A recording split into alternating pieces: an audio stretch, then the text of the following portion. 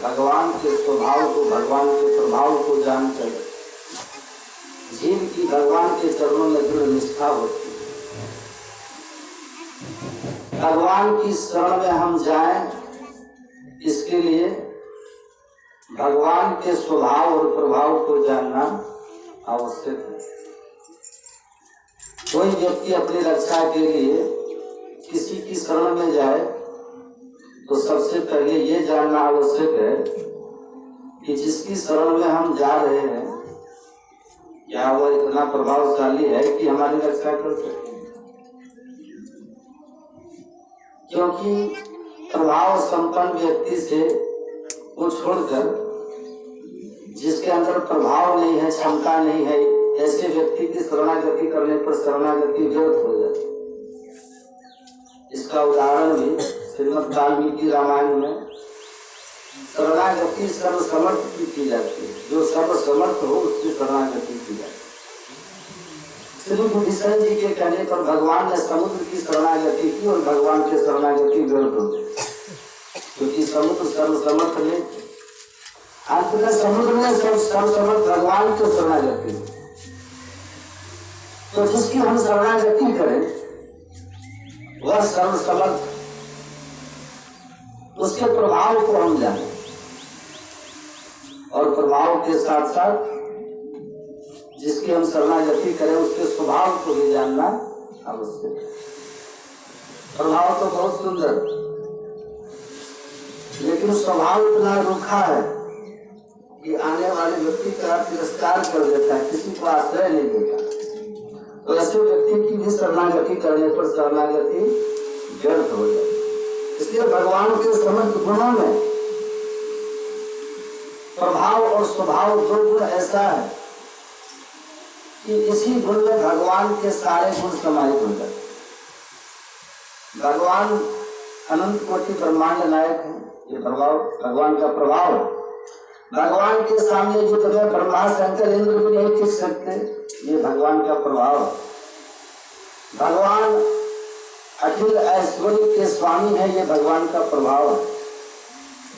भगवान अपने अनंत अनंत ब्रह्मांड से उत्पत्ति पालन संहरण करते हैं, लीला मात्र अखिल भुवन, ये भगवान का प्रभाव है। और स्वभाव क्या है? बोले भगवान बड़े दयालु, भगवान करुणा वरुणालय, विनत विविध भूत प्रात क्षेत्र दीक्षे, विनत विविध भूत प्रात अनेक शरणागत भक्तों के समूह का संरक्षण करने की दीक्षा लेकर के बैठे हुए हैं, ये इनका स्वभाव है।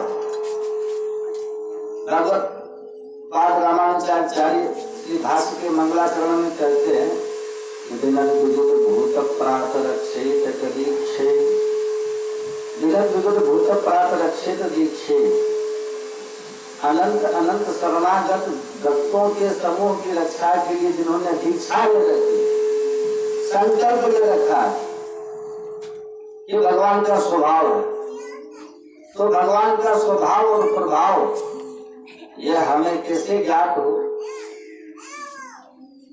इसका एक ही उपाय है कि हम भगवान की कथा श्रवण करें। भगवान की कथा के माध्यम से ही भगवान के स्वभाव और प्रभाव का जीवन में अनुभव होता है।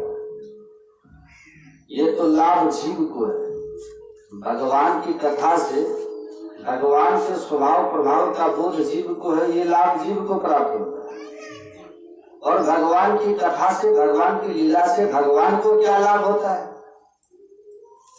तो कहते हैं भगवान के गुणों की सार्थकता सिद्ध होती है। भगवान के जितने गुण हैं वो गुण अगर भगवान लीला न करे, अवतार लेकर के भगवान विविध लीला न करे, तो भगवान के जितने गुण हैं वो निरर्थक हो जाते हैं। हमारे आचार्यों ने चिंतन किया संतों ने कि भगवान वैकुंठ में बैठे रहे और कभी अवतार लेकर के भूमंडल पर मानवों के बीच में लीला करने के लिए न आए, तो भगवान के जितने गुण हैं वो गुण निरर्थक हो जाए, उनका कोई प्रयोजन नहीं होगा। भगवान बड़े दयालु हैं, लेकिन वैकुंठ में उनकी दयालुता का कोई उपयोग नहीं है। क्यों? बोले वहां कोई दया का पात्र होता ही नहीं। वैकुंठ में दया का कोई बात नहीं होता, क्योंकि वैकुंठ में भगवत धाम में जो जीव जाते हैं वो तो एस आत्मा अभक्त आत्मा विजरो प्रतीक्षोकः पवित्रः सत्य काम सत्य संकल्प आविर्भूत विनाशकः। श्रुति कहती है कि वैकुंठ प्राप्त कर लेने वाले जो जीव स्वतः दिव्य हो जाते हैं, उनके अंदर न भूख होती है, न प्यास होती है, न दुख होता है, न किसी प्रकार का कोई विकार होता है, तो फिर वहां दया का पात्र भी कोई नहीं होता। तो वैकुंठ में भगवान का दया गुण व्यक्त पड़ा है। भगवान भक्त वत्सल है और भगवान के अंदर क्षमा गुण है। वो क्षमा गुण वैकुंठ में बेकार पड़ा, उसका कोई उपयोग नहीं। क्यों बोले वैकुंठ में कोई अपराध करता ही नहीं, किसको भगवान क्षमा करे? कोई अपराध करे तब ना भगवान क्षमा करे। कोई अपराध ही हो तभी तो भगवान के क्षमा गुण की सार्थकता हो। तो भगवान को भी विचार करना पड़ता है कि मेरे गुण वैकुंठ में रहकर निष्प्रयोजन पड़े हुए हैं, इनका प्रयोजन तो सिद्ध हो। तो भगवती महालक्ष्मी कहती है प्रभु अब चलो, आप भी चलो और मैं भी चलूं, और संसार में चलकर प्राणियों के बीच में अवतार लेकर हम आप लीला करें, और लीला के माध्यम से आपके गुण सार्थक हो, उनका प्रयोजन सिद्ध हो। इसलिए भगवान का अवतार होता है। भगवान की लीलाओं से भगवान के गुण की सार्थकता सिद्ध होती है और जीवों का परम कल्याण होता है।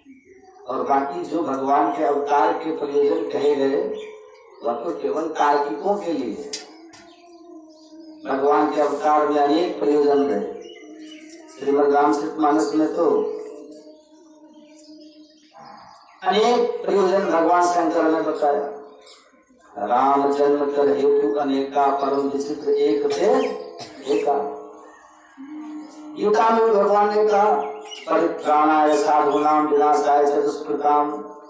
लेकिन ये सब बातें होते हुए मूल रूप से भगवान के गुणों की सार्थकता सिद्ध हो, इस भाव से भगवान यहाँ अवतार लेकर विविध लीलाएं करते हैं और उन लीलाओं के माध्यम से जीव का मन और चित्त भगवान में तन्मय होता है। और समस्त शास्त्रों के माध्यम से वेद, रामायण, उपनिषद, पुराण, इन समस्त ग्रंथों के माध्यम से एकमात्र भगवान की ही महिमा का वर्णन किया गया। वेदे रामायणे चैव पुराणे धारते तथा आदि मध्ये कथा चांते हरि सर्वत्र गीयते। वेद में, पुराण में, रामायण में, गीता में सर्वत्र भगवान की ही गुण महिमा का गुणगान है। और मूल रूप से समस्त शास्त्रों का 5 ही अर्थ ग्रहण किया जाता है। कौन कौन? ध्यान से सुनिए। 5 अर्थ क्या है? बोले उन 5 अर्थों को हमारे आचार्यों ने अर्थ पंचक कहा। प्राप्यस्य ब्रह्मणो रूपं प्राप्तस्य प्रत्यगात्मनः प्राप्त उपायं फलं प्राप्तेः तथा प्राप्ति विरोधि च वदन्ति सकला वेदाश्चेतिहास पुराणकाः मुनयश्च महात्मानो वेद वेदांत वेदिनः। वेद वेदांत के तत्व को जानने वाले बड़े बड़े ऋषि मुनि महात्मा एवं वेद शास्त्र पुराण सभी ग्रंथ के केवल 5 अर्थों को बताते हैं। ध्यान से सुनिएगा, जो हमें जीवन में ये जानना चाहिए। 5 अर्थ क्या है सुनिएगा। बोले पहला अर्थ प्राप्यस्य ब्रह्मणो रूपम। जिस ब्रह्म परमात्मा को हम प्राप्त कराना चाहते हैं वो कौन है, उनका स्वरूप क्या है, एक अर्थ ये जानना जरूरी है। प्राप्यस्य ब्रह्मणो रूपम प्राप्तस्य प्रत्यगात्मनः। और हम जीव जो भगवान को प्राप्त करना चाहते हैं, हमारा स्वरूप क्या है, हम क्या है, आत्म। प्राप्यस्य ब्रह्मणो रूपम प्राप्तस्य प्रत्यगात्मनः प्राप्त्युपायम्। उन परमात्मा की प्राप्ति का उपाय क्या है, प्राप्त उपायम, इसका निरूपण। और फिर चौथा अर्थ फल। प्राप्यस्य ब्रह्मणो रूपम प्राप्तस्य प्रत्यगात्मनः प्राप्त वायम फलम प्राप्ते, परमात्मा के स्वरूप को जानकर, अपने स्वरूप को जानकर, परमात्मा की प्राप्ति के साधन को जानकर जब हम परमात्मा को प्राप्त करने लेंगे तो उसका फल क्या है इसको भी जानना चाहिए। बच्चों को मत करने दीजिए आप। और पांचवा अर्थ विरोधी अर्थ है, तथा प्राप्त विरोधी चलो। आज तक अनंत काल से उस परमात्मा को प्राप्त नहीं कर पाए, उससे दूर रहे, क्या कारण था? उस कारण का चिंतन मूल रूप से इन्हीं 5 अर्थों का ही चिंतन समस्त शास्त्रों में विधि विधाओं से किया जाता है। जितनी कथा उपाय सिद्धांत कहे गए, सारे सिद्धांतों का सार केवल इतना है, भगवान को जान लो, अपने आप को जान लो। भगवान कैसे मिलेंगे उस साधन को जान लो, और भगवान का मिलना जरूरी क्यों है, उन्हें पा करके हमें क्या सुख मिलेगा उस सुख को जान लो। और आज तक हम उन्हें पा नहीं सके, कारण क्या था, उस कारण का चिंतन करके उसका निराकरण करो। यही 5 अर्थ समस्त शास्त्रों का सार। प्राप्यस्य ब्रह्मणो रूपम प्राप्तस्य प्रत्यगात्मनः, प्राप्य उपायम फलम प्राप्ते है तथा प्राप्त विरोधी च फलन्ति सकला वेदाः चेत् इतिहास पुराण कहा भ्रष्टमात्मानो वेद वेदांत वेदिनः। और इन्हीं 5 अर्थों का निरूपण श्रीमद् वाल्मीकि रामायण में महर्षि वाल्मीकि ने भगवान श्री राम के पावन चरित्र के माध्यम से किया। प्राप्य से ब्रह्मणो रूपम कौन है, बोले भगवान ही प्राप्य। और जीव का स्वरूप क्या है, बोले जीव सदा से भगवान का किंकर और दास है। हम किसी के नहीं हैं, हम भगवान के हैं। यह हमारा स्वरूप है। और भगवान की प्राप्ति का उपाय क्या है, बोले भगवान की प्राप्ति का उपाय शरणागति है, समर्पण है।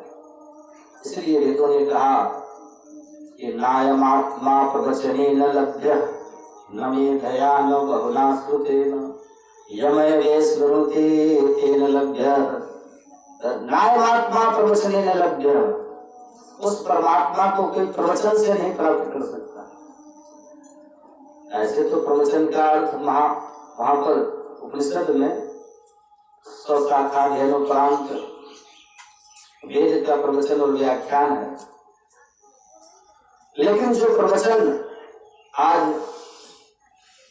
होता है, हम सुनते हैं, उस अर्थ में भी अगर ग्रहण किया जाए तो नायमात्मा प्रवचने न लभ्य, प्रवचन से भगवान नहीं मिल सकते। प्रवचन से भगवान को प्राप्त करने का मार्ग मिल सकता है, लेकिन बहुत अच्छा हम प्रवचन कर ले हमको भगवान मिल जाएंगे, वो इसकी गारंटी नहीं। बाकी सब कुछ मिल जाएगा, वाग वैखरी शब्द जही शास्त्र व्याख्यान कौशलम वेदसाम ही वेदुष्यम भुक्ते न तो भुक्ते। बड़े सुंदर प्रवचन के द्वारा आप संसार को रिझा सकते हो, दुनिया आपके पीछे दौड़ सकती है, लेकिन उस प्रवचन से भगवान तुमको मिल जाएंगे इसकी गारंटी नहीं। नायमात्मा प्रवचने न लभ्य न मेधया, बहुत बुद्धिमान कोई हो, मेधावान हो और उससे भगवान मिल जाएंगे, बोले इसकी कोई गारंटी नहीं। बहुत बुद्धिमान व्यक्ति से तो भगवान और दूर भागते हैं, लेकिन बुद्धिमान हमारे लिए दुर्दशा कर देगा। इसलिए भगवान को कहते हैं पहले तुम अपनी बुद्धि का भी मेरे को समर्पण करो, मैं बुद्धि मेरे से यार। जब तक हमारी बुद्धि तर्क करती रहेगी तब तक उस परमात्मा को हम नहीं पा सकते। तो बुद्धिमान को भगवान मिलेंगे इसकी भी गारंटी नहीं। पागल को भगवान मिलते हैं, बुद्धिमान को नहीं मिलते। क्यों बोले वो पागलों का यार है, वो बुद्धिमानों से तो दूर रहते हैं। श्री कबीरदास जी महाराज का चरित्र है। श्री कबीरदास जी महाराज अपनी कुटिया में रहते थे। उनकी कुटिया के बगल में कोई नर्तकी का घर था। नर्तकी के यहाँ जब गीत संगीत होने लग जाए तो कबीरदास जी महाराज भी अपनी करताल लेकर के कीर्तन भजन करने लग जाए। उसके गीत संगीत में बाधा उत्पन्न होने लगे। उसके यहाँ आने वाले लोगों ने कहा बाबा कहाँ से आकर के पड़ोस में रहने लगा, हमारे आनंद में खलल डालता है, इसको हटाओ। तो नर्तकी ने कहा हम कैसे हटावे, तुम लोग कोई उपाय करो। तो उस नर्तकी के जो यार दोस्त लोग थे सबने मिल करके बाबा की कुटिया में आग लगा दी। जाति की कुटिया में आग लगा, कुटिया जब जली तो पड़ोसी का भी घर जलेगा, स्वाभाविक है ना। नर्तकी के घर में भी आग लग गई। जलता हुआ शिल्प का एक पर्दा आकर के उड़ करके उस नर्तकी के मुंह पर गिरा, उसका मुंह झुलस गया, सारा सौंदर्य समाप्त हो गया, लोगों का आना जाना बंद। अब कौन पूछे? रोटी चिल्लाती आई और आकर के उसने कहा महाराज मैंने अपराध किया, मेरे कारण आपकी कुटी जल गई, उसका पाप मुझे भोगना पड़ा, आप मुझे क्षमा करो। तो श्री कबीरदास जी ने कहा देवी हमारा तुम्हारा तो कोई झगड़ा ही नहीं है, तुम मेरी पड़ोस में रहती हो, अब पड़ोस व्यक्ति से तो पड़ोसी व्यक्ति से तो मित्रता करके रहना चाहिए। हमारा तुम्हारा कोई झगड़ा नहीं है, दो यारों का झगड़ा था, तुम्हारे यार ने मेरे घर में झगड़ा, मेरे यार ने तुम्हारे घर में आग लगा दी। तो ऐसे पागलों के यार हैं परमात्मा, पागलों को परमात्मा मिल जाते, बुद्धिमानों से बहुत दूर रहते। तो नाय महात्मा प्रवचने लभ्यो में दया होना सुनते न यमे देश पुनते तेने लभ्य, वो स्वयं जिसका वर्ण करेंगे वही उनको प्राप्त कर पाएंगे। और वो वर्ण किसका करेंगे? तो भगवान श्री रामानुजाचार्य श्री भाष्य में इस प्रश्न का समाधान करते हैं कि प्रियतम ही वर्णीयो भवति, प्रियतम का ही वर्ण होता है,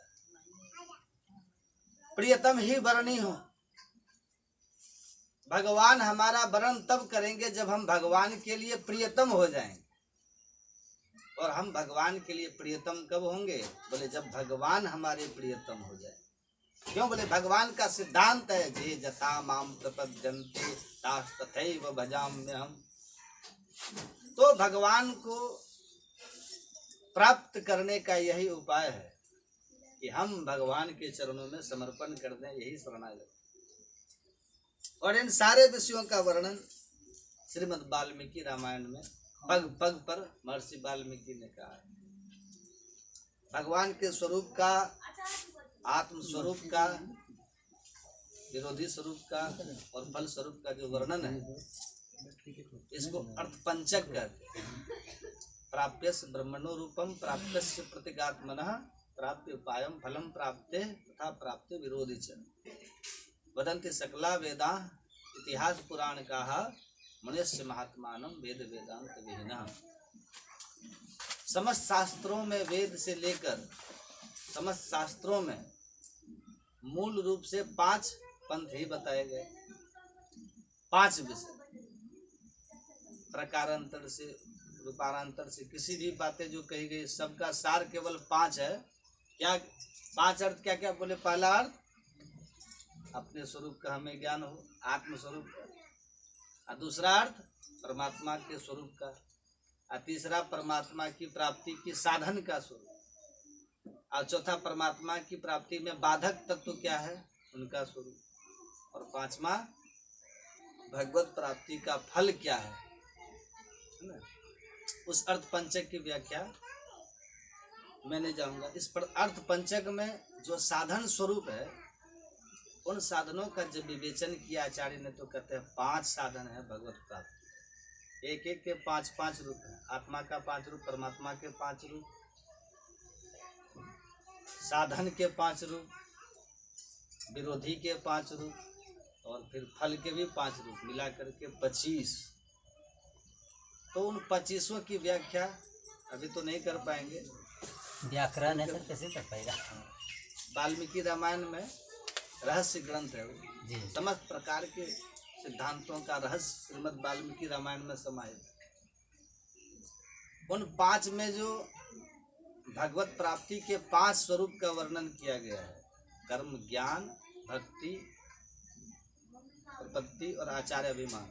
तो कर्म से भगवत प्राप्ति, कर्म मार्ग एक है जिस मार्ग से चलकर हम भगवान को प्राप्त कर सकते हैं। लेकिन कर्म मार्ग में समस्त प्राणियों का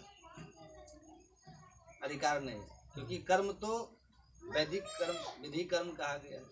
आज लोग कहते हैं कि महाराज गीता में भगवान ने कहा है कर्म करो, तो कर्म करते, गीता में जिस कर्म की बात भगवान ने की वो कर्म वेदों वर्णाश्रम धर्म है। जिस वर्णाश्रम धर्म का वर्णन स्मृतियों में है वह वर्णाश्रम धर्म और अपने अपने वर्ण के अनुकूल निज निज धर्म को समझ करके उसका आचरण कर, निज निज धर्म निरत श्रुति तब मम चरण उपज अनुरागा, तो वो कर्म है।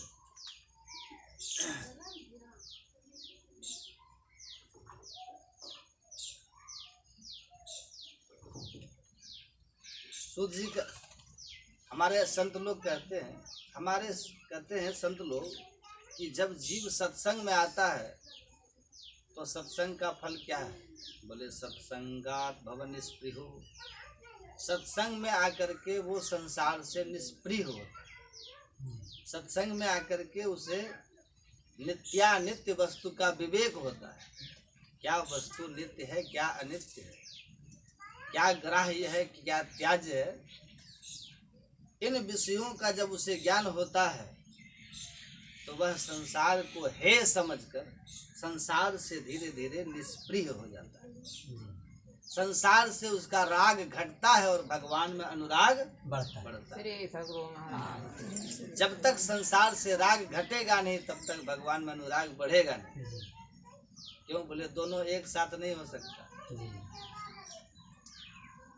क्योंकि मन अगर संसार में लगा रहे तो भगवान में नहीं लगेगा, क्योंकि मन एक है। इसलिए गोपियों ने कहा उद्धव मन न भय 10-20, एक हतो सो गयो श्याम संग, उद्धव मन न भय 10-20, मन तो एक ही है। संसार में राग में लगे हो भगवान में नहीं लगेगा, अब भगवान में लगेगा तो संसार में नहीं लगेगा, ये पक्की बात है। तो ये निष्प्रियता संसार से हो, इसका उपाय क्या है? कहते हैं सत्संग, सत्संगात भव निष्प्रियो। सत्संग में आकर के भगवान के गुण को सुनकर, भगवान की लीलाओं को सुनकर, संसार की असारता को सुनकर संसार से जीव निष्प्रिय होता है और भगवान की निष्प्रिया उत्पन्न हो जाती है, स्प्रिया। और फिर उसका परिणाम क्या होता है? तो कहते हैं गुरुमुखात श्री संप्रपद्यात्मवान, सत्संग में ही वह गुरु की महिमा को सुनता है और प्रसंग बस उसे ये भी ज्ञात होता है कि गुरु के बिना भगवान के चरणों तक पहुंच पाना संभव नहीं है। गुरु बिन भव निधि तरई न कोई, जौ बिरंच शंकर सम। और फिर उसे गुरु की तलाश शुरू होती है, कोई सदगुरु मिले जो मेरा मार्गदर्शन करे। और फिर सत्संग में आते आते कोई न कोई महापुरुष उसे आचार्य और गुरु के रूप में प्राप्त हो जाते हैं। फिर गुरु जी क्या करते हैं? कहते हैं गुरु मुखात श्री संप्रपद्यात्मवान। फिर गुरु जी उस शिष्य को, उस जीव को भगवान की शरणागति करा देते, भगवान की शरण में समर्पित करा देते। उपदेश दिया, उस उपदेश देकर भगवान की शरणागति कर लेने के पश्चात उसे पाप कर्मों से मुक्त करने की जिम्मेदारी भगवान की हो जाती है। गीता में भगवान ने अंतिम उपदेश अर्जुन को यही किया था, अगर तुम मेरी शरणागति कर लो तो पाप से मुक्त होने के लिए तुमको कोई प्रयास नहीं करना पड़ेगा, मैं तुमको पाप से मुक्त करूंगा। सर्वधर्मान परित्यज्य मामेकम शरणम ब्रज। भगवान कहते हैं सब धर्मों को छोड़कर मेरी शरण में आ जाओ। सर्वधर्मान परित्यज्य मामेकम शरणम ब्रज, अहम त्वा सर्व पापेभ्यो मोक्षयिष्यामि मा शुचः। मैं तुमको समस्त पापों से मुक्त कर दूंगा, तुम शोक मत करो। तो भगवान की शरणागति करने पर भगवान उसके सारे पापों को समाप्त कर देंगे। जन्म जन्मांतर के जितने पाप हैं उनको भगवान मिटा देते हैं। भगवान की प्रतिज्ञा है, अहम मात्वा सर्व पापेभ्यो मोक्षयिष्यामि, मैं तुमको समस्त पापों से मुक्त कर। लेकिन प्रारब्ध को भगवान नहीं मिटाते। प्रारब्ध को भगवान नहीं मिटाते। प्रारब्ध क्या है? बोले पिछले जन्मों में हमने जो कर्म किए हैं उन कर्मों में से जितने कर्मों का फल भोगने के लिए ये शरीर मिला जी। उतने अंश को प्रारब्ध कहा गया। कर्म तो बहुत है, अनेक जन्मों के पाप पुण्य कर्म है, लेकिन उन कर्मों में से जितना भोगने के लिए ये समय और संसाधन और ये शरीर मिला उतने अंश का नाम प्रारब्ध हो गया। यही प्रारब्ध है। इसका नाम प्रारब्ध है इसलिए भी कि जिन कर्मों का भोग आरब्ध हो गया, आरंभ हो गया, उन कर्मों का नाम प्रारब्ध है। और इस शरीर से जितना दुख सुख हमें भोगना है तदनुकूल ही व्यवस्था हमें संसार में प्राप्त हो। और जब वो प्रारब्ध पूर्ण होता है तो शरीर भी पूर्ण हो जाता है, क्योंकि शरीर भी प्रारब्ध जन्य है। तो शरणागति कर लेने पर भगवान उस जीव के अनेक जन्मों के पाप कर्मों को तो नष्ट कर देते हैं, लेकिन उसके प्रारब्ध को नष्ट नहीं करते। भगवान कहते हैं ये प्रारब्ध जो भोगने के लिए तुमको ये शरीर मिला है, इस शरीर से तुम प्रारब्ध को भोग कर समाप्त कर लो। बाकी जो तुम्हारा स्टोर किया हुआ पाप पुण्य है उसको मैं समाप्त कर दूंगा। प्रारब्धम परिभुज्य कर्म सकलम प्रक्षेण कर्मांतरः। प्रारब्ध को तो भोग करके ही समाप्त करना पड़ेगा। इसलिए बड़े बड़े ज्ञानी संतों को, बड़े बड़े महात्माओं को भी अपने जीवन के प्रारब्ध को भोगना पड़ता है। लोग विचलित हो जाते हैं, कहते हैं महाराज अब हमने भगवान की इतनी भक्ति की, भगवान ने इतना दुख दिया। बोले ये तुम्हारा प्रारब्ध है, प्रारब्ध मिटता नहीं, प्रारब्ध तो भोगना पड़ता है। पूर्व जन्म की कमाई और ये तुम भोग करके मिटा लो। जी। प्रारब्ध तो दशरथ जी का भी नहीं छूटा, राम जी जी नहीं। जिनके पुत्र जी।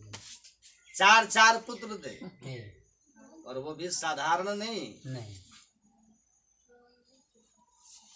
कृत्वात्मानं चतुर्विधम पितरम रोचयामासो तदा दशरथम नृपम। महर्षि वाल्मीकि कहते हैं कि परब्रह्म परमात्मा ही 4 रूपों में जिनके पुत्र बन करके आए, उनका भी प्रारब्ध नहीं मिटा, प्रारब्ध भोगना पड़ा। 4 बेटे, लेकिन मरते समय आंख के सामने एक भी पुत्र नहीं। चक्रवर्ती सम्राट मर जाने के बाद अंतिम संस्कार करने वाला कोई नहीं। 15 दिनों तक उनका शरीर तेल के कटाहे में रखा रहा कि कोई बेटा आवे तब उनका अंतिम संस्कार हो। ये प्रारब्ध। 15 दिन 7 दिन दूतों को के देश जाने में लगा, वशिष्ठ जी ने जब भेजा, और 7 दिन उधर से भरत जी को लेकर के लौटने में लगा। 14 दिन बीते, तब 15वें दिन दशरथ जी का अंतिम संस्कार। ये प्रारब्ध का है। प्रारब्ध तो भगवान भी नहीं मिटाते। भगवान कहते प्रारब्ध तो तुम भोग लो। प्रारब्ध की गति को भोगना ही पड़ता है। इसलिए भगवान की भक्ति करते हुए धैर्य रखना चाहिए। संसार के सामान्य सुख दुख को देखकर विचलित नहीं होना चाहिए। ये प्रारब्ध जन्य है, लोग विचलित हो जाते। एक सज्जन थे, रोज रामायण का पाठ करते नियम से, भगवान का भजन भी करते, भक्ति करते, ध्यान करते। उनका जवान बेटा मर गया, रोने लगे।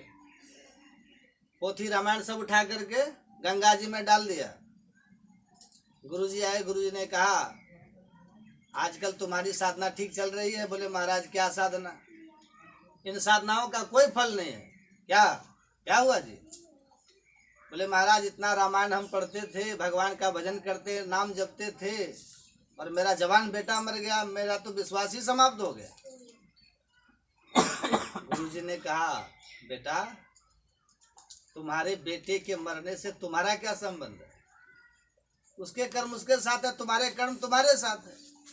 उसका प्रारब्ध इतना ही था और उसके साथ तुम्हारे रहने का प्रारब्ध इतना था। प्रारब्ध सबको भोगना पड़ता है। और जो तुम भजन साधना कर रहे हो वो तुम्हारे कल्याण के लिए है, वो तुम्हारी पर उधर के लिए है। अपनी पूरा पूजा आराधना भगवत भक्ति को संसार के और परिवार के लोगों से जोड़ करके मत देखो। हम पूजा करते हैं तो हमारे घर किसी को बुखार नहीं होगा, सर्दी नहीं होगी, कोई मरेगा नहीं, कोई जिएगा नहीं, इसलिए ध्यान करते हैं। ये संसार की गति से ये चलती रहेगी। प्रारब्ध अपना काम करता रहेगा, लेकिन हमें इन बातों से ऊपर उठकर सत्य को समझने की आवश्यकता है। आजकल धर्म करने वाले लोग भी धर्मशील नहीं है, धर्म भीरु है। कथाओं में मैं कहता हूँ धर्म भीरु, धर्मशील, धर्मात्मा, धर्मवत्सल, इन शब्दों के अलग अलग अर्थ हैं। जी। धर्मात्मा कौन? बोले धर्म ही जिसकी आत्मा में प्रतिष्ठित हो जाए। आत्मा माने आत्मा, आत्मा माने बुद्धि, आत्मा माने मन। जी। आत्मा शब्द के सब अर्थ हैं। धर्म को जिसने अपने बुद्धि में, अपने मन में, अपनी आत्मा में प्रतिष्ठित कर लिया, जिसकी बुद्धि धर्ममय हो गई, जिसका मन धर्ममय हो गया, वो धर्मात्मा। धर्मशील कौन? बोले धर्म ही जिसका शील बन गया, स्वभाव बन गया, वो धर्मशील। धर्मवत्सल कौन? बोले धर्मवत्सल का मतलब जैसे गाय अपने बछड़े से प्रेम करती है, उस प्रकार धर्म से जिसको प्रेम हो, वो धर्मवत्सल। दशरथ जी के लिए, राम जी के लिए वाल्मीकि रामायण में धर्मवत्सल शब्द आया। और धर्म भीरु कौन? बोले धर्म भीरु वो है जो भय के कारण धर्म करता है। 99% लोग धर्म भीरु ही होते हैं। उनको डर लगता है हमने इतना गलत किया है, कहीं हमारा सब कीड़ा का नष्ट न हो जाए। डर व्याप्त है, इसलिए धर्म कर रहे हैं। बड़ा कड़वा सच है। तो धर्म भीरुता से ऊपर उठकर धर्मशीलता हमारे जीवन में आ जाए, धर्म ही हमारा स्वभाव बन जाए। वास्तव में धर्म हमारे जीवन का केंद्र है। धर्म हमारे जीवन का अंगी है, अंग नहीं। आज यही सोच बदल चुकी है। लोग धर्म को एक अंग समझने लगा है। जैसे हम संसार में थोड़ा सुख भोगते हैं, थोड़ा एंजॉय करते हैं, थोड़ा दुनियादारी भी करते हैं, राजनीति भी करते हैं, तो सोचते हैं थोड़ा धर्म भी करें। वो भी जीवन का एक मान बैठे हैं। लेकिन यथार्थ ये है कि धर्म जीवन का अंग ही हो, अंग नहीं। धर्म को केंद्र में रख करके हमें सारे कार्य करने चाहिए। हम रोजी रोटी कमाए तो कैसे कमाए? बोले धर्म जो कहता है उस दृष्टि से कमाए। हम विवाह आदि संबंध करें तो किस प्रकार से? बोले धर्म जैसा कहता है वैसा करें। हम भोजन करें तो क्या करें? बोले धर्म जैसा कहता है वैसा करें। हमारे जीवन की समस्त क्रियाएं धर्म के द्वारा नियंत्रित हो। जब धर्म हमारे केंद्र बिंदु में होगा और हम धर्म के द्वारा नियंत्रित जीवन जिएंगे, तब धर्मशीलता हमारे जीवन में आएगी, तब हम धर्मात्मा बनेंगे। बाकी सब कुछ मनमाना करेंगे और थोड़ा धर्म कर्म भी कर लेंगे, इसलिए कि कहीं सब बेकार न हो जाए। ये धर्म भीरुता है। तो प्रारब्ध सबको भोगना है। प्रारब्धम परिभुज्य कर्म सकलम प्रक्षीण कर्मांतरः। सत्संग में आने पर संसार से निष्पृहता, निष्पृहता आने पर सदगुरु की प्राप्ति, सदगुरु की प्राप्ति पर भगवत शरणागति, और भगवत शरणागति होने पर अनेक जन्मों के कर्म का छुटकारा, और फिर प्रारब्ध भोग करके अपने जीवन को व्यक्ति पूर्ण कर देता है। प्रारब्ध भोग करके जब शरणागत भक्त अपने जीवन को पूर्ण करता है, तो उसके अंतर हृदय में ही बैठे हुए अंतर्यामी परमात्मा उस जीवात्मा को लेकर के शरीर से बाहर निकल जाते। सूत जी कहते हैं, मुनियों, हे महात्माओं, सारे धर्म कर्मों का सबसे बड़ा फल ये है कि भगवान की कथा में प्रेम हो जाए। धर्मस्व निष्ठित पुंसाम विश्वस्त सेन कथा सुयः नोत्पादयेत यदि रतिम सर्व एव हि केवलम। धर्मस्व निष्ठित पुंसाम, व्यक्ति धर्म का विधिवत अनुष्ठान करे तो उस धर्म का फल क्या है? जैसे आप लोग अपने अपने हिसाब से जो धर्म की क्रियाएं करते हैं, सवेरे उठो, भगवान को प्रणाम करो, धूप बत्ती करो, माता पिता को प्रणाम करो, मंदिर में जाओ, दर्शन करो, कोई गरीब आ गया उसको दान किया, गौ को रोटी खिलाई, ये सब धर्म है। भगवान का नाम, गुरु का नाम लिया, जप किया। इन सारे धर्म कर्मों का वास्तविक फल क्या है? असली फल क्या है? इस पे कभी विचार किया? पहले इसी पर विचार करते हैं। सूत जी कहते हैं, मुनियों, जो भी धर्म हम करते हैं, दान, यज्ञ, पूजा, जप, पाठ, दर्शन, प्रणाम, सत्संग, स्मरण, इन सारे धर्मों का फल क्या है? बोले भगवान की कथा में प्रेम हो जाना, गुरु के चरणों में प्रेम। इन सारे धर्मों का फल क्या है? सत्संग से प्रेम होना। और भगवान की कथा में अगर प्रेम नहीं हुआ तो सब धर्म आप करते रहे, उस धर्म का कोई फल नहीं मिला। विश्वक्सेन कथा सुयः नोत्पादयेत यरिरतिम श्रम एव ही केवलम। भगवान की कथा में अगर रुचि नहीं हुई, रति नहीं हुई, तो आपने केवल परिश्रम किया, आपको धर्म का सही सही फल नहीं मिला। इसका मतलब बोले, इसका मतलब भगवान की इस कथा में प्रेम होना जरूरी है। न भी कथा समझ में आवे फिर भी सुनो, समझने की कोशिश करो। पहली बार में थोड़ा समझ में आएगा, दूसरी बार में कुछ ज्यादा होगा, तीसरी में कुछ और ज्यादा होगा, फिर धीरे धीरे आनंद आने लगेगा। और एक बार भी सोचो कि हम सब समझ लेंगे, बोले बड़ा कठिन है। हम लोग आज तक नहीं समझ पाए पूरा पूरा, थोड़ा थोड़ा समझते, लेकिन जितना समझते उतना समझा देते। तो ये तो भगवान की कथा आनंद है। हरि अनंत हरि कथा अनंता, कहीं सुनहि बहुविधि सब संता। तो जितना भी हम समझें, बार बार जब सुनते रहेंगे तो धीरे धीरे समझ में आते रहेगी बात। इसलिए कथा सुनने का अभ्यास करना चाहिए। ये कथा सुनना भी एक पढ़ाई है। जैसे स्कूल में बच्चा जाता है तो पहले उसको मन नहीं लगता है, जबरदस्ती स्कूल भेजना पड़ता है, रोता है, वहां से बख्ता लेके भागता है, मास्टर पकड़ करके कहते चलो बैठो, गेट में ताला लगा दिया। अब जबरदस्ती उसको धीरे धीरे बैठाने का अभ्यास करते हैं, मन नहीं लगता है। लेकिन जब बैठते बैठते धीरे धीरे कुछ कुछ सीखते, खेलते कूदते करते कराते जब उसको अभ्यास बन जाता है, तब उसे समझ में आता है, ये तो बड़ी अच्छी चीज है, इसमें तो बड़ा ज्ञान विज्ञान है।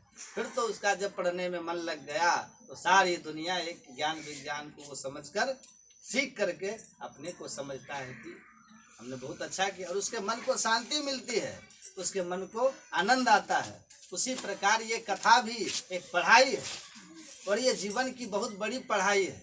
अगर इसे नहीं पढ़ा, इसमें मन नहीं लगाए, तो मानव जीवन बेकार चला जाएगा। सूत जी कहते हैं कि भगवान की कथा में प्रेम न हुआ तो आपका सब बेकार। कपिल भगवान कहते हैं, माँ ये जीवात्मा अपने पाप पुण्य का फल भोगने के लिए स्वर्ग और नरक में जाता है। अपने कर्मों का फल भोगने के बाद स्वर्ग नरक से लौट करके फिर इसी संसार में जीव आता है। भगवान की जब विशेष कृपा होती है तो मानव योनि में आता है, और मानव योनि में आकर के उसे ये अवसर मिलता है कि वो भगवान की भक्ति करके, साधना करके अपना कल्याण कर लेता है। मानव योनि में आने की प्रक्रिया क्या है? तो कपिल भगवान कहते हैं, माँ कर्मणा दैव नेत्रेण जंतुर्देवोपपद्यते। अपने कर्मों के अनुसार वो देह को, शरीर को प्राप्त करता है। अच्छे कर्म किया है तो अच्छा शरीर मिलेगा, बुरे कर्म है तो बुरा शरीर मिलेगा, क्योंकि ये शरीर भी हमारे कर्मों का परिणाम है, कर्म जन्य है। और पूर्वकृत कर्मों का हमारे वर्तमान के जीवन से बड़ा घनिष्ठ संबंध हो गया। पिछले जो हमारे कर्म है उन्हीं का परिणाम हम वर्तमान में भोगते हैं। जो संसाधन मिला, जो शरीर मिला, जो व्यवस्था मिली, वो सब पिछले कर्मों का ही परिणाम। पिछले जन्मों में हमने जो कर्म किए उन कर्मों का परिणाम आज भोगते हैं। अब ये बात अलग है कि तर्कहीन लोग, जिनको तर्क का ज्ञान नहीं है, वे लोग केवल डींग हाँकते हैं कि पुनर्जन्म नहीं होता, सब बेकार है, कौन किसने देखा पुनर्जन्म है। बल्कि बहुत से ऐसे मत और मजहब हैं इस दुनिया में जो पुनर्जन्म को मानते ही नहीं, जैसे इस्लामी इत्यादि इस्लाम। लेकिन सब तर्कहीन है, उनके पास कोई तर्क नहीं है, वो तो लकीर के फकीर है। तर्कहीन सिद्धांत है। एक बार मैं कहीं से आ रहा था, लगभग 3 वर्ष पहले की बात है, 3-4 वर्ष। ट्रेन में मैं बैठा, मेरे साथ एक महात्मा जी थे, सामने वाले सीट पर एक मौलाना साहब बैठे थे। वो दिल्ली के जामिया प्रोफेसर थे, वो बैठे थे, हम लोग भी बैठे थे। कुछ देर बाद उन्होंने स्वयं वार्ता छेड़ी। उन्होंने कहा, महाराज आपसे हम कुछ पूछें आपके धर्म के विषय में, तो आप बताएंगे? हमने कहा पूछिए, जरूर बताएंगे, मेरा तो यही काम ही है। ये सच्ची घटना है, आपको बता रहे हैं। लगभग 4-5 वर्ष हो गए। उन्होंने पूछना शुरू किया, जो जो शंकाएं उन्होंने की उनके सारे शंकाओं का तर्क संगत व्यवहारिक उत्तर हमने दे दिया। संतुष्ट हो गए, मान गए। फिर हमने कहा कि अब हम आपसे कुछ पूछना चाहते हैं, तो क्या आप उत्तर देंगे? उन्होंने कहा हाँ जरूर देंगे। तो हमने इसी पुनर्जन्म की बात उससे छिड़ी। हमने कहा कि भाई आपके धर्म में, आपके मत पंथ में पुनर्जन्म नहीं माना जाता। इसका मतलब दुनिया में जितने जीव पैदा हुए ये पहली बार पैदा हुए? उन्होंने कहा हाँ पहली बार पैदा हुए। हमने कहा अंतिम बार पैदा हुए? बोला हाँ अंतिम बार पैदा हुए। जब पुनर्जन्म नहीं होता तो संसार में जो पैदा हुआ पहली बार और अंतिम बार? तो उन्होंने कहा, तो हमने कहा कि जब दुनिया में सारे जीव पैदा हुए पहली बार और अंतिम बार, इसका मतलब वो पहले कभी पैदा नहीं? उन्होंने कहा नहीं। हमने कहा इसका मतलब कि ये सभी जीव जो हैं ये कभी दुनिया में पहले पैदा नहीं हुए? इसका मतलब पहले कोई पाप पुण्य नहीं किया, पैदा ही नहीं तो पाप पुण्य कहाँ? बोला हाँ नहीं किया। तब हमने कहा कि भाई जब कोई जीव पहले संसार में पैदा ही नहीं हुआ और पाप पुण्य उसने किया ही नहीं और पहली बार दुनिया में पैदा हो रहा है, तो फिर कोई दुखी क्यों है, कोई सुखी क्यों है? इसका कारण क्या है हमको बताओ। हमने कहा भाई कोई दुखी है, कोई सुखी है, कोई अमीर है, कोई गरीब है, कोई अंगहीन है, कोई बहुत सुंदर है, कोई बुद्धिमान है, कोई मूर्ख है। ये विषमता संसार में क्यों? एक व्यक्ति खाने के लिए तड़प रहा है और एक व्यक्ति बोले वो जो चाह रहा है वो उसे मिल रहा है। ये अंतर उन दोनों में क्यों हुआ? उसे दुख क्यों मिल रहा है, उसको सुख क्यों मिल रहा है? उन्होंने कहा ये ईश्वर ने जिसको जैसा बना दिया। हमने कहा फिर तो वो ईश्वर पागल है, हैं? वो ईश्वर जो है बड़ा भारी पक्षपाती है, तब मनमाना काम करने वाला है। किसी जिसको चाह उसको दुख दे दिया, जिसको चाह सुख दे दिया। फिर तो तुम्हारा ईश्वर भी निष्पक्ष और दयालु नहीं सिद्ध होगा। क्यों? बोले ईश्वर को आप रहमान कहते हो। रहमान का मतलब इसके अंदर जिसमें रहम हो, जो रहम दिल हो, और उसके अंदर इतनी भी रहम नहीं कि बिना कारण किसी को दुख दे रहा है और बिना कारण किसी को सुख दे रहा है। तो ऐसे विषम ईश्वर में किसकी श्रद्धा होगी? चुप हो गया, उनके पास कोई उत्तर नहीं। हमने कहा भाई संसार में कोई दुखी कोई सुखी। हमने ये भी कहा ये बताओ ये जितने पशु पक्षी होते हैं क्या इनके अंदर की रूह होती है इसके अंदर? बोले हाँ रूह होती है। हमने कहा फिर एक कुत्ता जो है डंडा खाता है, एक कुत्ता जो है गाड़ी में बैठ करके दूध रोटी खाता है और घूमता है, तो ये अंतर क्यों? उसने क्या अपराध किया था कि तुम्हारे ईश्वर ने, तुम्हारे परमात्मा ने उसको ऐसा बनाया कि वो डंडा खा रहा है? और इसने कौन सा अच्छा काम किया था कि इसको दूध रोटी मिल रही है? अगर ईश्वर अपने मन से ऐसा करता है तो ऐसा मनमाना ईश्वर, मनमुखी ईश्वर, ऐसे ईश्वर के चरणों में जाने का कोई फल नहीं होगा। उसको जो करना वही करेगा, फिर तुम्हारे करने से कुछ होने वाला। इन सारे प्रश्नों का उत्तर उनके पास नहीं था। उन्होंने कहा इस तरह से तो हमने कभी सोचा ही नहीं। उन्होंने कहा सोचिएगा। और भी बहुत सारे प्रश्न उनके सामने हमने उपस्थित किए, लेकिन किसी भी प्रश्न का वो सही उत्तर नहीं दे पाए, क्योंकि ये सब मत पंथ जो दुनिया के सब तर्कहीन है। उनके पास कोई तर्क है ही नहीं, बस लकीर के फकीर है मात्र। कह दिया हमारे आलम ने तो हम उसको मान रहे हैं, बस। तर्क तो हमारे यहाँ है। हमारे यहाँ तो तर्क एक शास्त्र ही है। हर चीज को तर्क की कसौटी पर कस करके तब उसे स्वीकारा जाता है। यस तर्के नाम संगते सधर्मो वेद नेतः। श्री मनु जी महाराज कहते हैं कि अपने अनुमान प्रत्यक्षादि तर्कों के द्वारा, प्रमाणों के द्वारा आप किसी को समझ करके और उसके विचार करके उस धर्म को स्वीकार करो। ये सनातन धर्म। तो कपिल भगवान वर्णन करते हैं कि माँ जीव अपने पूर्वकृत कर्मों के अनुसार स्वर्ग नरक में जाकर के अपने दुख सुख को भोग करके फिर संसार में जब पैदा होता है तो उसके पूर्वकृत जो कर्म है उन्हीं कर्मों के आधार पर उसको उत्तम मध्यम अधम शरीर प्राप्त होता है, योनियां प्राप्त होती है। अलग अलग योनियों में वो जीव जाता है। मानव योनि में कैसे आता है? तो कपिल भगवान कहते हैं माँ स्त्रियाः प्रविष्ट उदरम पुंसो रेतक कणाश्रय। वह अत्यंत सूक्ष्म जीव भोजन के माध्यम से पहले पुरुष के शरीर में प्रवेश करता है। पुरुष जो भोजन करता है उन भोज्य पदार्थों के माध्यम से वो सूक्ष्म जीव भगवान के संकल्प से उस पुरुष के शरीर में प्रवेश करता है।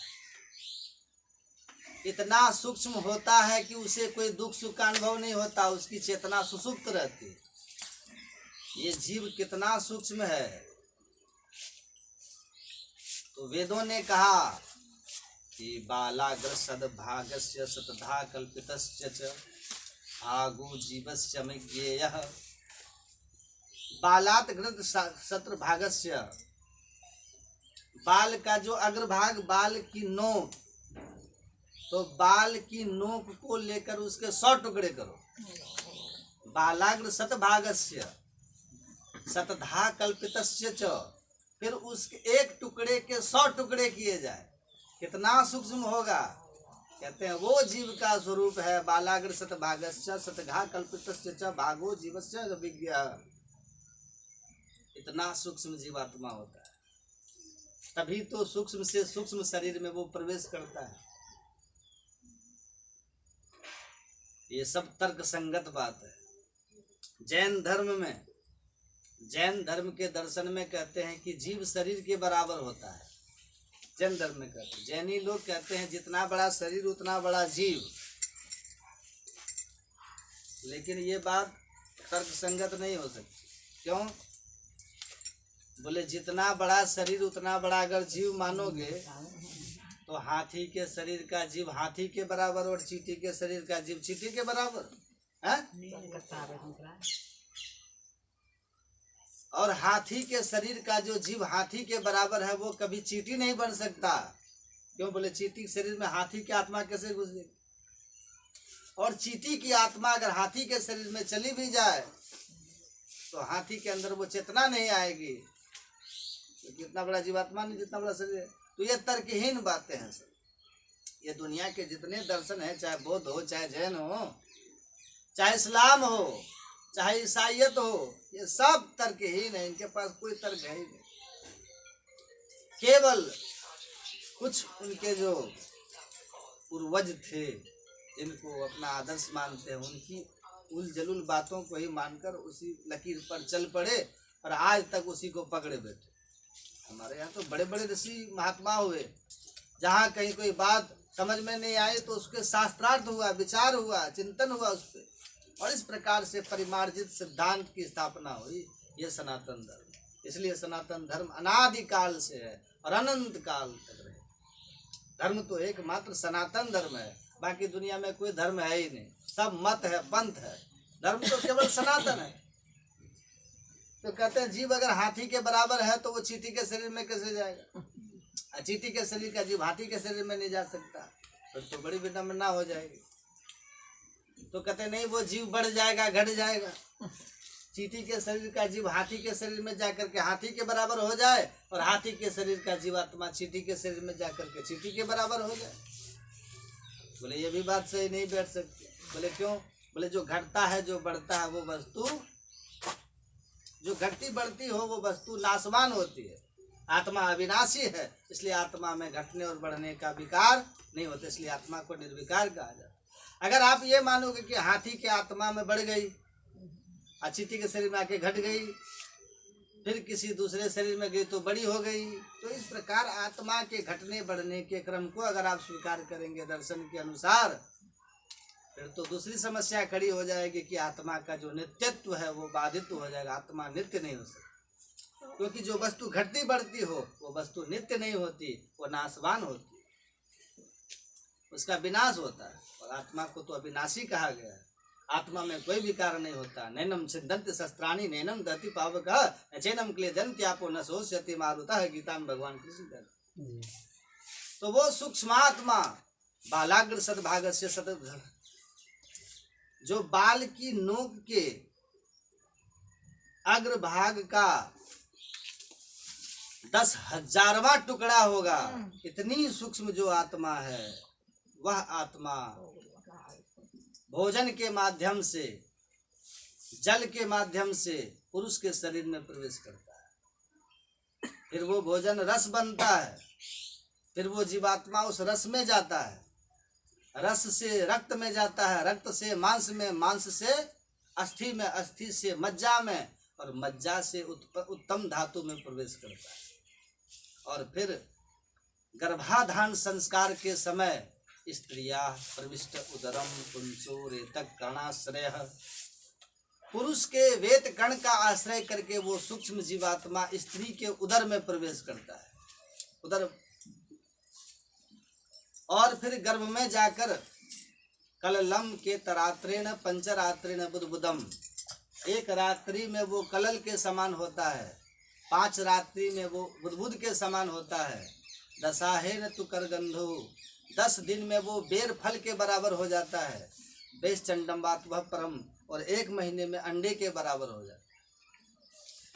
मासेन तु सुरुद्वाभ्याम, दूसरे महीने में उसके अंदर सिर बनने लगता है, नखलोमास्त चरमानी लिंग चित्रोद्भवस्त्रिभी, तीसरे महीने में उसके अंदर कुछ हिस्सा कठोर बन करके हड्डी के रूप में विकसित होने लगता है, चतुर्भृ धातव सप्त, चौथे महीने में उसके अंदर 7 धातुएं प्रकट हो जाती है, और 5वें महीने में पंचभिक्ष भवः, और वो गर्भ जब 5 महीने का हो जाता है तब उस जीवात्मा की चेतना जागृत हो जाती है और उसे भूख प्यास लगने लगती। उसकी भूख प्यास की निवृत्ति के लिए उसकी नाभि से एक नाल जोड़ दी जाती है, और माँ के द्वारा खाए गए अन्न, भोजन इत्यादि पदार्थों के द्वारा उसका पोषण होता है बच्चे। षड्भिर जनायुराभीतः, 6 महीना बीतने पर वो बालक, गर्भस्थ बालक एक आवरण में आविष्ट हो जाता है 6 महीने में, जिसको चरायु कहते।